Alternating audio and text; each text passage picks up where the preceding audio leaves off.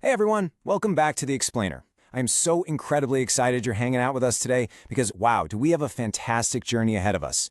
We are opening up the biblical text to uncover some of the absolute best secrets about how to live a really great life.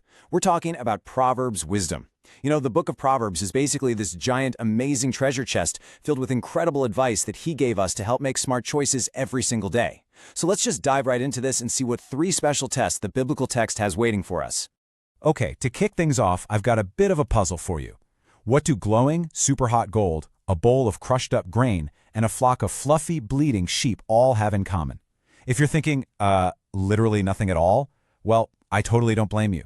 They seem like completely different things. But as you'll see today, we're going to explore how these 3 very different, very cool objects actually connect to the wonderful wisdom he has provided for us.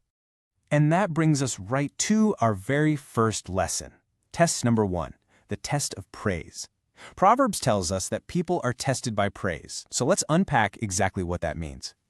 So imagine a fire, and I don't mean a little campfire, I mean a really absolutely blazing hot fire. If you want to melt something super tough like shiny silver or heavy gold, you can't just toss it in a normal cooking pot, right? It would just melt the pot. You need a crucible. A crucible is this super strong container specifically designed to withstand crazy hot temperatures. Metal workers put rough pieces of silver or gold inside the crucible, heat it way up in a furnace, and melt it completely down. This burns away all the dirt and junk, leaving only the pure, shiny metal behind. What's really interesting is how the biblical text uses that exact image. Proverbs chapter 27, verse 21 says the crucible for silver and the furnace for gold, but people are tested by their praise. Think about that for a second. Silver and gold are tested by intense, blazing fire to see how pure they really are. But how are we tested? We are tested by our praise. That means we're tested by how we act when people give us compliments or cheer for us. You know when someone tells you, wow, you are so smart, or you're literally the best soccer player on the team? It feels pretty great, doesn't it? But that compliment is actually a test. Just like the fire tests the metal, the compliment is testing your heart. Are you going to brag and boast and kind of act like you're better than everyone else? Or are you going to simply say thank you and remember that he gave you those wonderful talents in the first place? He wants us to pass the test by staying humble and kind when people cheer for us, rather than letting that praise make us overly proud. All right, moving right along. This brings us to test number 2, understanding ancient folly. Folly is just an old word that basically means stubborn foolishness. It's when someone refuses to listen, refuses to learn, and just keeps making the exact same silly mistakes over and over again. To picture this one, the biblical text points us to a really neat tool people used every single day in Bible times just to make their bread. It's called a mortar and pestle. The mortar is a big, heavy stone bowl, and the pestle is a heavy, club-shaped tool. You'd put hard seeds or grains into the bowl, and you just smash and grind them with the club until they turn into soft flour. It takes a ton of hard work and crushing pressure to get it done. And this brilliantly illustrates the point in verse 22. The verse says, "Though you grind a fool in a mortar, grinding them like grain with a pestle, you will not remove their folly from them." Can you imagine that funny, totally impossible picture?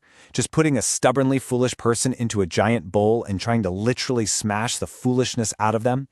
The biblical text is showing us that no matter how hard you try to force someone to be wise, if they have ancient folly locked in their heart, they just won't change. True wisdom has to be chosen. You can't just forcefully crush stubborn foolishness out of a person. Okay, so we've learned to be humble, and we know to avoid stubborn folly. That brings us to our fluffy sheep. Test number 3 is all about having a true leadership perspective. So, what does it actually mean to be a really good leader? Let's read exactly what verse 23 tells us. It says, "Be sure you know the condition of your flocks. Give careful attention to your herds." Back then, being a shepherd was a hugely important job. A good shepherd doesn't just sit around ignoring the sheep. They count them, they check if they're sick, they make absolutely sure they have enough green grass to eat and fresh water to drink. They pay incredibly close attention to the animals entrusted to their care. But why is paying such close attention so incredibly important? Well, verse 24 explains it by comparing 2 things, fleeting riches versus lasting care. The text warns us that riches do not endure forever, and a crown is not secure for all generations. Think about a fancy golden crown on the king's head, or maybe even the coolest new toy or a fancy title. Those things can get lost, broken, or taken away, right? They're fleeting. They just don't last forever. but taking responsible, lasting care of what he gives you, your personal flocks. Now that is what brings true, lasting blessings into your life. And oh man, let me tell you, those blessings are amazing. Let's talk about the rewards of caring.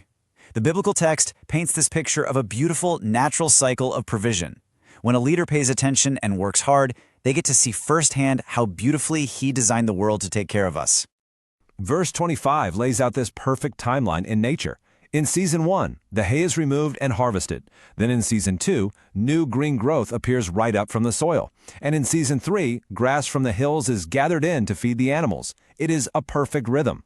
The biblical text is showing us that he designed nature to perfectly provide food for the animals.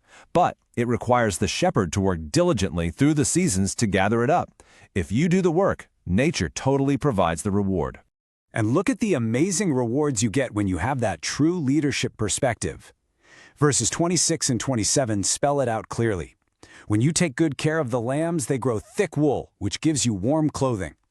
When you take good care of the goats, you can sell some to get the price of a field to grow more crops.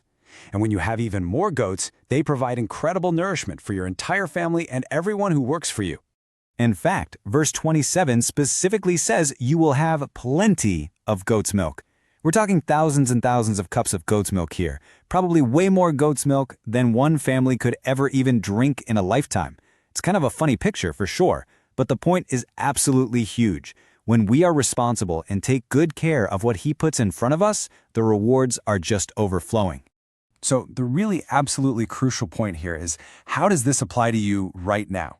You probably don't have a herd of bleating goats in your backyard, right? But you definitely do have flocks. Your flocks are the things he has given you to take care of today. Maybe it's making sure your dog or cat has fresh water. Maybe it's doing your daily chores without your parents having to ask you twice. Maybe it's helping a younger brother or sister with their homework, or just being a really kind, protective friend at school. Practicing Proverbs wisdom means leading well in these exact everyday areas. So I want to leave you with this final, super important question to think about. What is one flock you will give careful attention to today? Will you stay humble when praised? Will you choose to learn instead of holding on to ancient folly? Will you take joyful responsibility for whatever he has given you to care for? Think about it. Pick your flock and go be an amazing leader today. Thanks so much for joining me on this explainer, and I will see you all next time.